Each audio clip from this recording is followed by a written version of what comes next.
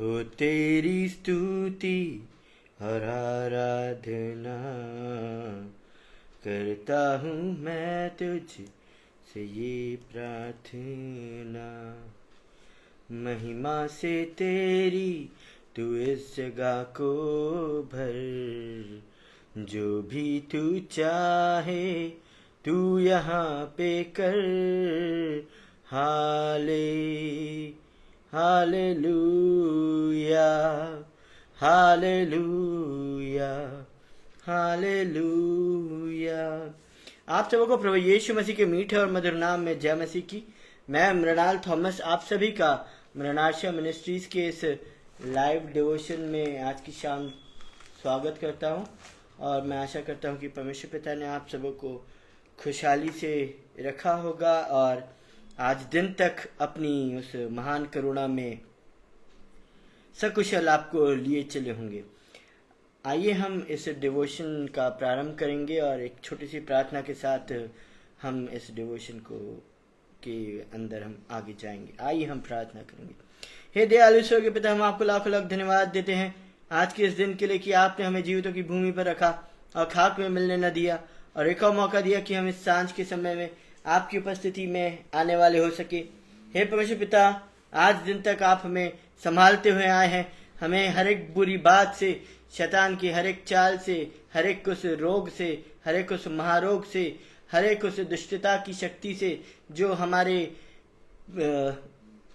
लिए कार्य करती है, उन सब से आप हमें बचाते हुए लिए चले हैं। इसलिए हम आपको कोटि कोटि धन्यवाद देते हैं। और परमेश्वर पिता,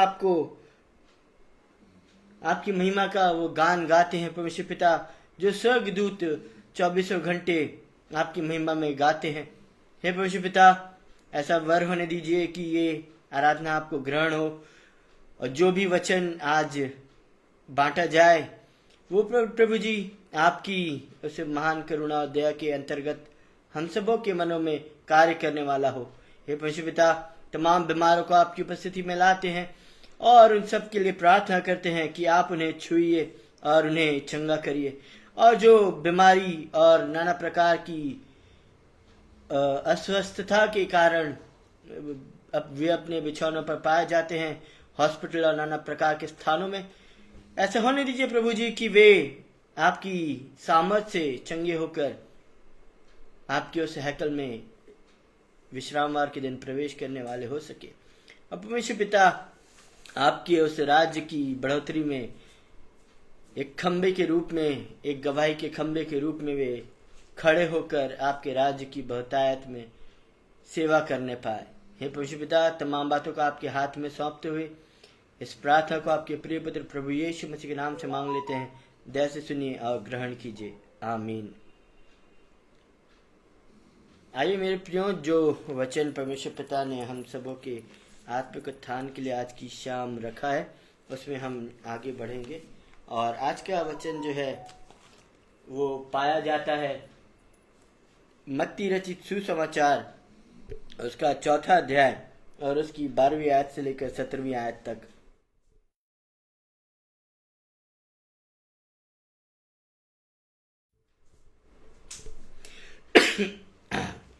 यहाँ परमेश्वर का वचन इस प्रकार से कहता है, मत्ती रचित सुसमाचार उसका 4 अध्याय उसकी 12वीं आयत से लेकर 17वीं आयत तक।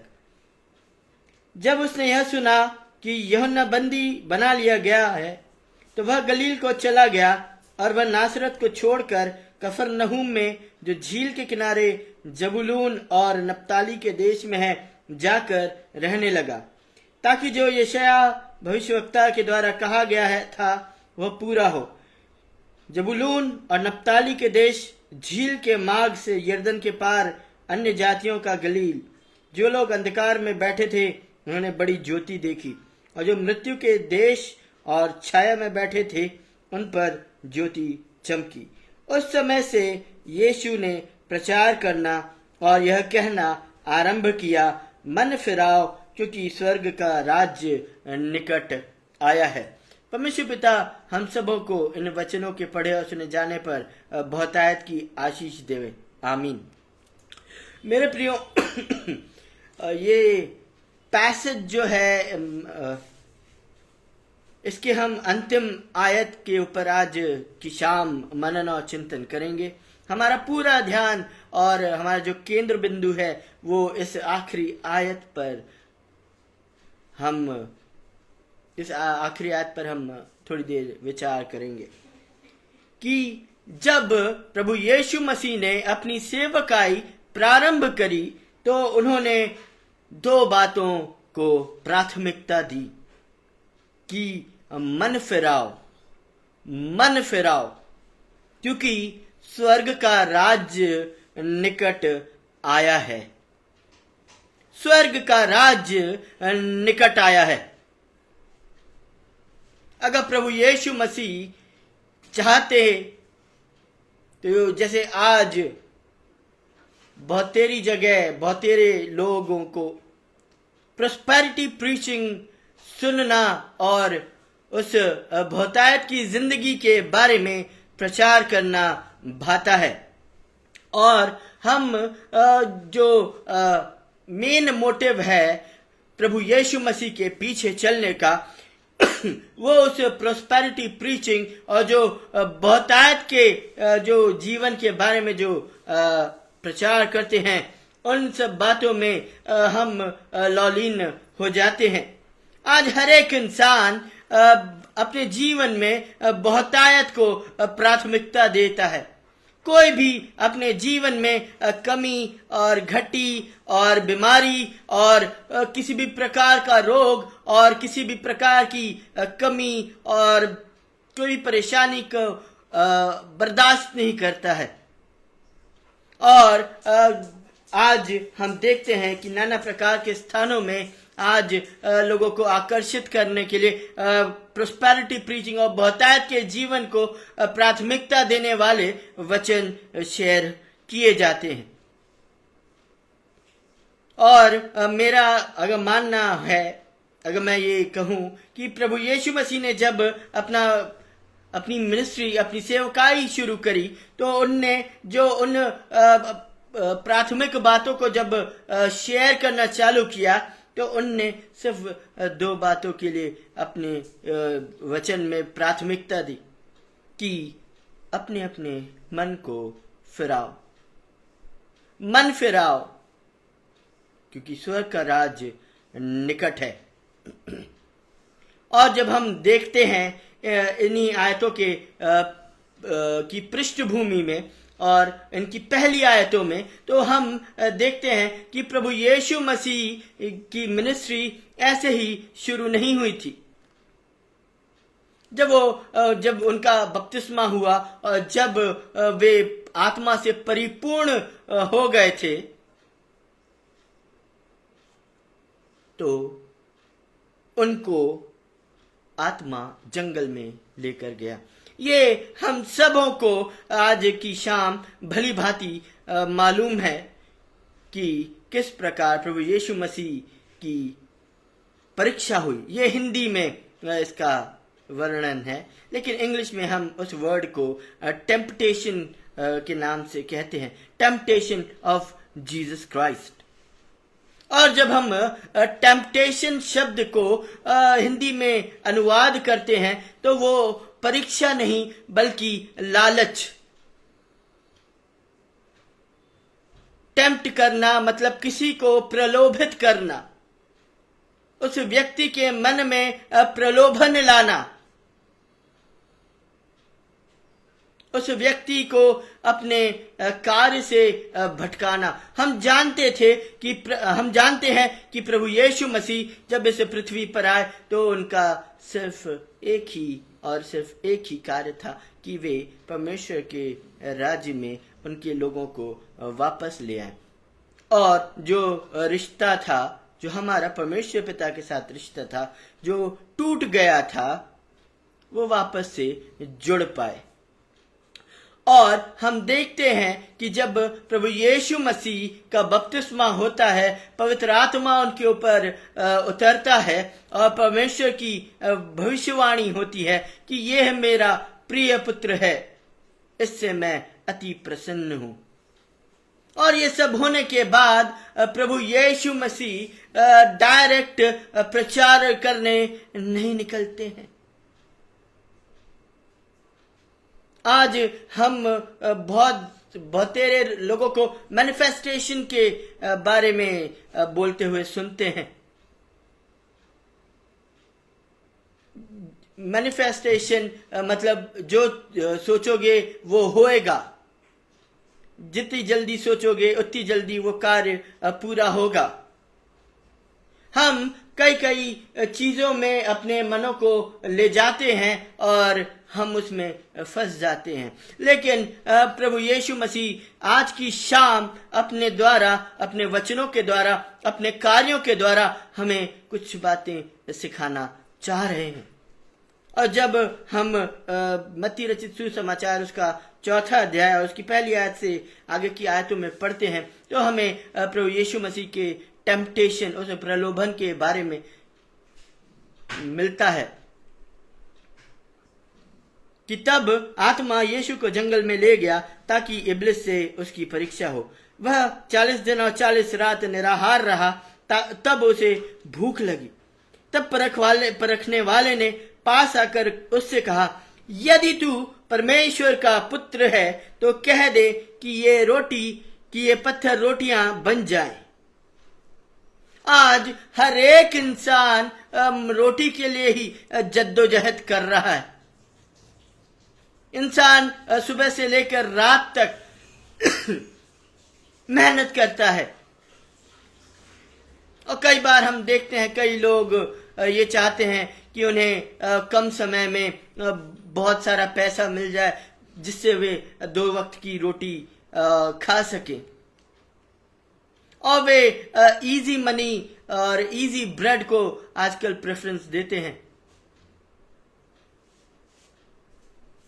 आज भूख किस बात की है? प्रभु यीशु मसीह के सामने भी जो पहला प्रलोभन आया वो भूख का ही आया। जब वो 40 दिन और 40 रात निराहार रहे तब उन्हें भूख लगी और तब वो प्रलोभित करने वाला, वो टेम्प्ट करने वाला प्रभु यीशु मसीह के पास आता है और उससे कुछ बातें करता है। उसने भी प्रभु यीशु मसीह को प्रलोभित किया। सबसे पहले उसने प्रभु यीशु मसीह की अथॉरिटी पर उंगली उठाई कि क्या तू परमेश्वर का पुत्र है? यदि तू परमेश्वर का पुत्र है, यदि।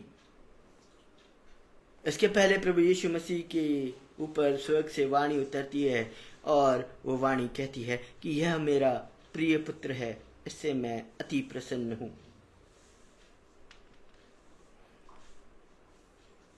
और हम देखते हैं कि जब प्रभु यीशु मसीह इस दुनिया में आए थे,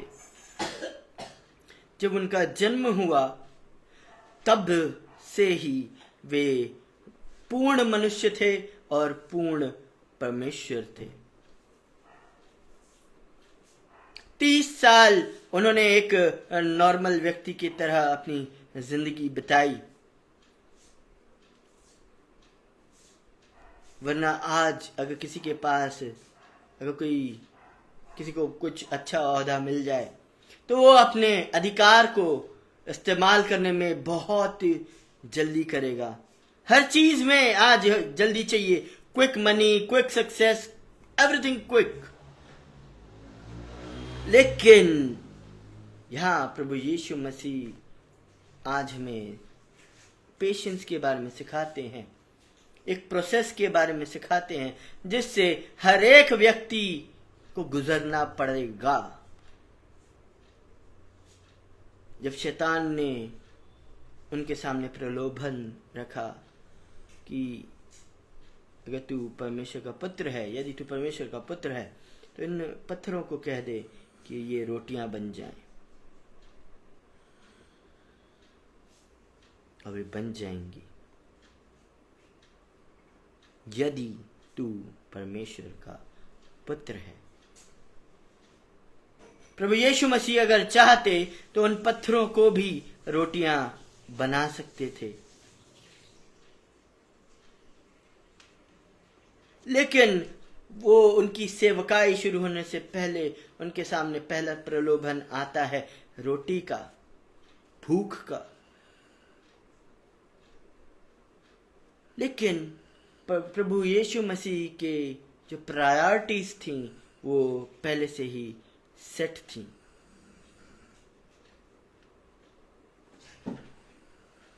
यहां हम देखते हैं कि प्रभु यीशु मसीह क्या बोलते हैं। यीशु ने उत्तर दिया, लिखा है, मनुष्य केवल रोटी ही से नहीं परंतु हर एक वचन से जो परमेश्वर के मुख से निकलता है जीवित रहेगा। He was stuck।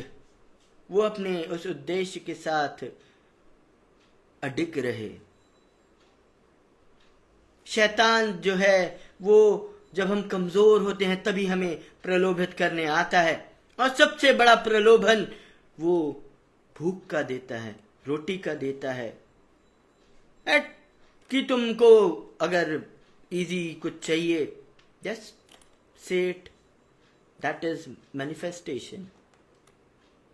लेकिन प्रभु यीशु मसीह ने इंसान की सबसे बड़ी जरूरत वचन के द्वारा प्रस्तुत करी कि मनुष्य केवल रोटी ही से नहीं परंतु हर एक उस वचन से जो परमेश्वर के मुख से निकलता है जीवित रहेगा। इस वचन के साथ प्रभु यीशु मसीह ने अपने उस एजेंडा को, अपने उस मिशन को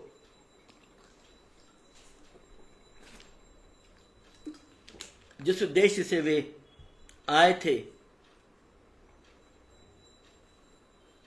उन्होंने इंसान की प्राथमिकता बता दी कि ये जो भूख है, आज आपको किस चीज की भूख है।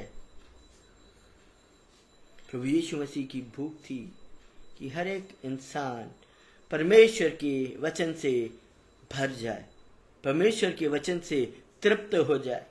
यही चीज उन्होंने उस इब्लिस के सामने रखी कि मनुष्य केवल रोटी ही से नहीं परंतु हर एक उस वचन से जो परमेश्वर के मुख से निकलता है जीवित रहेगा। सिर्फ रोटी ही की भूख जरूरी नहीं है मेरे प्रियो, इंसान के अंदर परमेश्वर के वचन के प्रति भी आज की शाम भूख होनी चाहिए। अब जब दूसरा प्रलोभन आया 5वीं आयत में, तब इब्लीस उसे पवित्र नगर में ले गया और मंदिर के कंगूरे पर खड़ा किया और उससे कहा, यदि तू परमेश्वर का पुत्र है तो अपने आप को नीचे गिरा दे, क्योंकि लिखा है, वह तेरे विषय में अपने स्वर्गदूतों को आज्ञा देगा और वे तुझे हाथों हाथ उठा लेंगे, कहीं ऐसा न हो कि तेरे पांवों में पत्थर से ठेस लगे। आज हम अनुग्रह में जीते हैं, हम सब अनुग्रह के वारिस हैं। हम परमेश्वर के उस अनुग्रह के कारण ही आज परमेश्वर को पिता कहकर पुकारते हैं। और कई बार हम देखते हैं कि लोग परमेश्वर के ही वचन को तोड़ मरोड़ कर कानों को खुश करने वाला वचन बोलते हैं और लोगों को भ्रमित करते हैं। और दूसरा प्रलोभन ये आया कि तू अपने परमेश्वर की परीक्षा ले ले, और शैतान ने वचन का ही इस्तेमाल किया। जब प्रभु यीशु मसीह ने वचन से उत्तर दिया, तब शैतान दूसरी बार प्रभु यीशु मसीह के सामने परमेश्वर का वचन ही लेकर आता है। और हम देखते हैं भजन 91 उसकी 11वीं और 12वीं आयत में, जहां पर दाऊद इस प्रकार से लिखता है कि वह तो अपने दूतों को तेरे निमित्त आज्ञा देगा कि जहां कहीं तू जाए वे तेरी रक्षा करें, कहीं ऐसा ना हो कि तेरे पांवों में पत्थर से ठेस लगे। और हम देखते हैं कि जो इब्लिस है वो इसी वचन को मैनिपुलेट करके यीशु मसीह के सामने लाता है कि तू टेस्ट कर, क्या सच में परमेश्वर तेरी चिंता करता है? अगर चिंता करता है तो तू इस हाल में क्यों है? 40 दिन और 40 रात तू भूखा है। क्या परमेश्वर तुझसे सच में प्यार करता है? क्या परमेश्वर सच में तेरी चिंता करता है? जब उसने तुझे इस पृथ्वी पर भेजा तो क्या वो तेरी हर चीजों में तेरी रक्षा कर पाएगा? आज हम अनुग्रह में जी रहे हैं, लेकिन मेरे प्रियो, परमेश्वर का वचन प्रभु यीशु मसीह के मुख के द्वारा इस प्रकार से निकलता है। यीशु ने उससे कहा 7वीं आयत में, यह भी लिखा है कि तू प्रभु अपने परमेश्वर की परीक्षा ना कर। परमेश्वर ने तो लाखों वायदे करे हैं। परमेश्वर ने तो अपने वचन में अपने वायदों को पूरा करने की बात करी है। परमेश्वर का कलाम कभी झूठ नहीं बोलता। अगर परमेश्वर का कलाम कहता है कि परमेश्वर हमारी रक्षा करेंगे तो वो करेंगे। उसके लिए हमें खुद खड्डे में कूदने की आवश्यकता नहीं है। अपने आप को नीचे गिरा देने की आवश्यकता नहीं है। यहां पे इब्लीस प्रभु यीशु मसीह को बोलता है कि तू अपने आप को नीचे गिरा दे। तू डिसोबे कर, वचन से तू अलग हो जा। क्यों? ताकि परमेश्वर अपनी विश्वास योग्यता पूरी कर सके।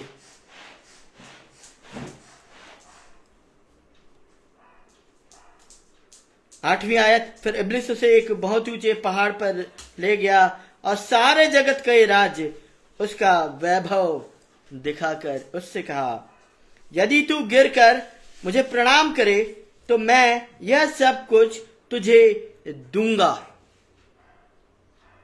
हाँ, वो समय, व्यवस्था का समय, जब हम देखें, जब आदम और हवा ने परमेश्वर के प्रति अनाज्ञाकारिता करी थी, तब उन्होंने भी कुछ ऐसा किया था जिससे वे अपनी नजरों में गिर गए थे।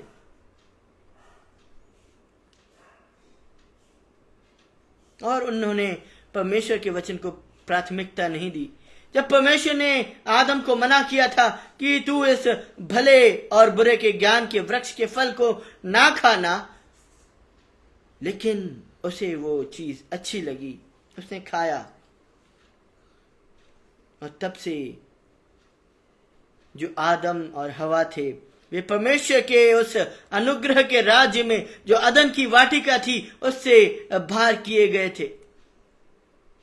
यहां हम देखते हैं कि परमेश्वर पिता और हम लोगों के बीच में एक पर्दा पड़ा था अनाज्ञाकारिता के कारण। और हम देखते हैं कि प्रभु यीशु मसीह उस शैतान के राज्य को खत्म करने इस दुनिया में आए थे।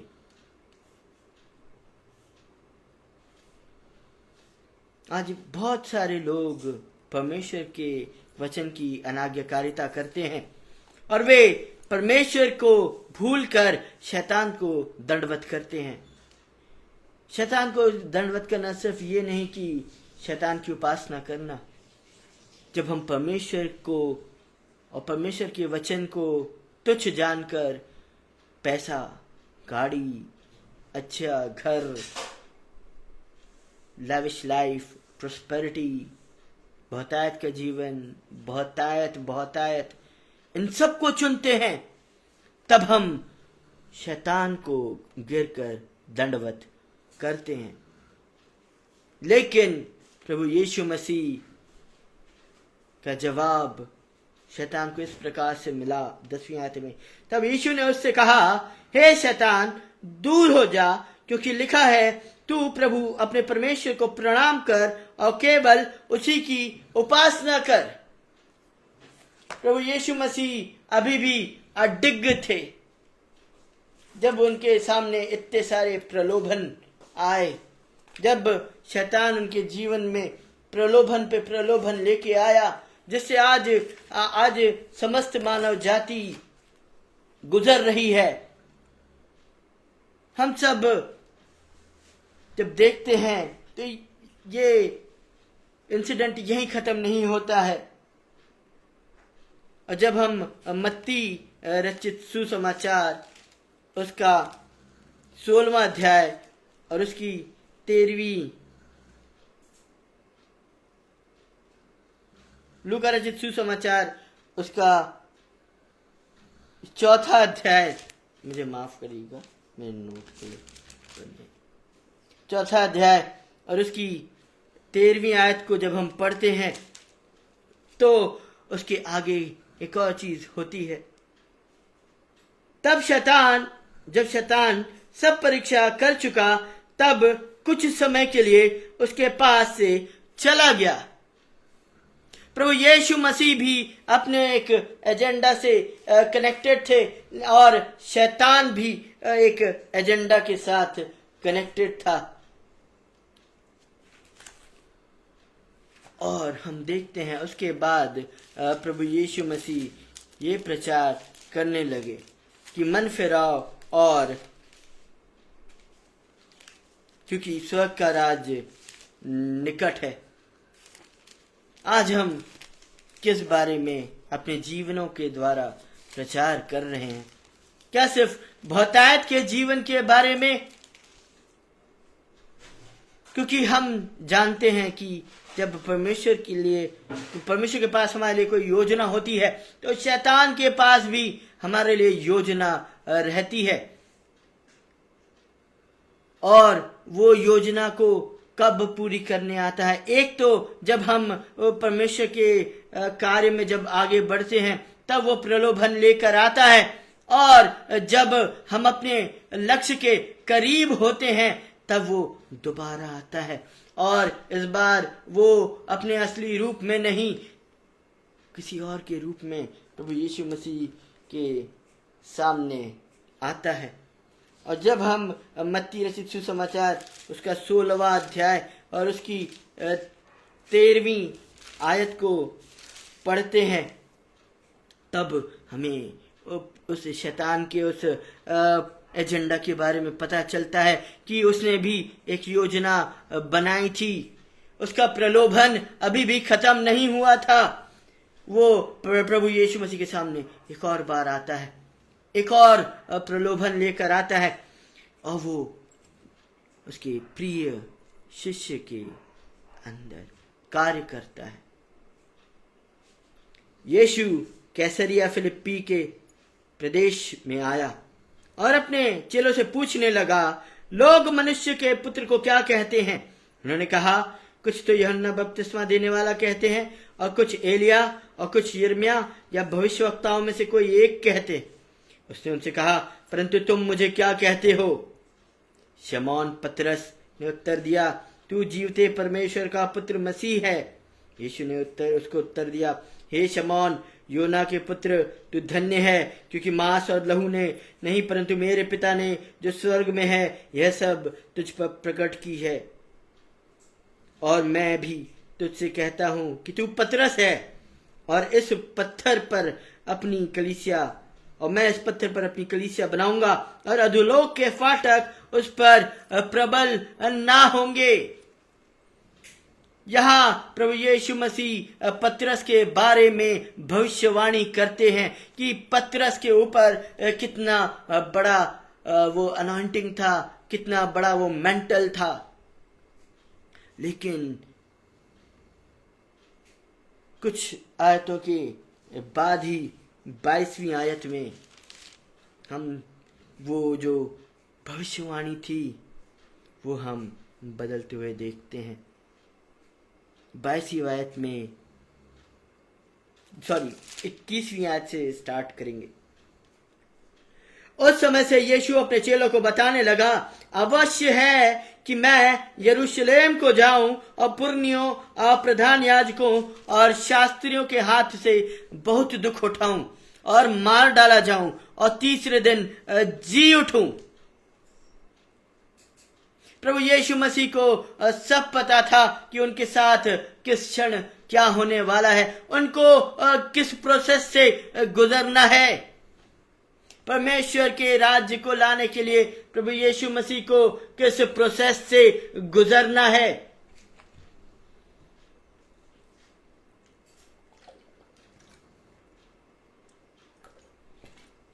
लेकिन हम देखते हैं कि जब प्रभु यीशु मसीह अपने चेलों को उस प्रोसेस के बारे में बताते हैं, तभी एकाएक शैतान पतरस के अंदर समाहित होता है और वो कहता है, इस पर पतरस उसे अलग ले जाकर झड़कने लगा, हे प्रभु, परमेश्वर न करे तेरे साथ ऐसा कभी ना होगा,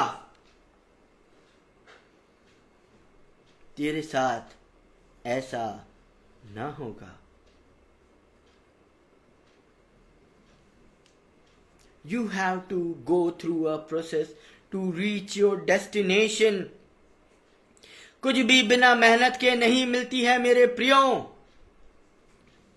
और हम देखते हैं प्रभु यीशु मसीह के पास एक और बार शैतान प्रलोभन लेकर आता है कि you don't have to go through that suffering to reach your destination. तुझे वो पीड़ाओं से गुजरना जरूरी नहीं है, तुझे ये सब करना जरूरी नहीं है। लेकिन प्रभु यीशु मसीह बोलते हैं,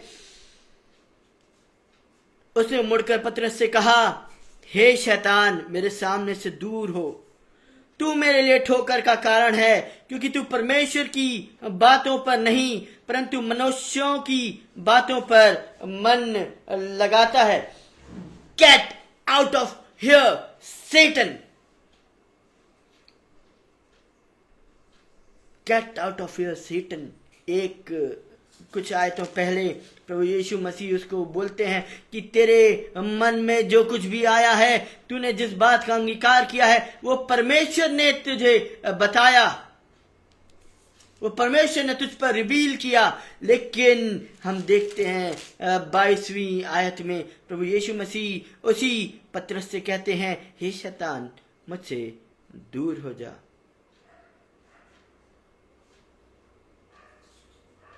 और उसके बाद प्रभु यीशु मसीह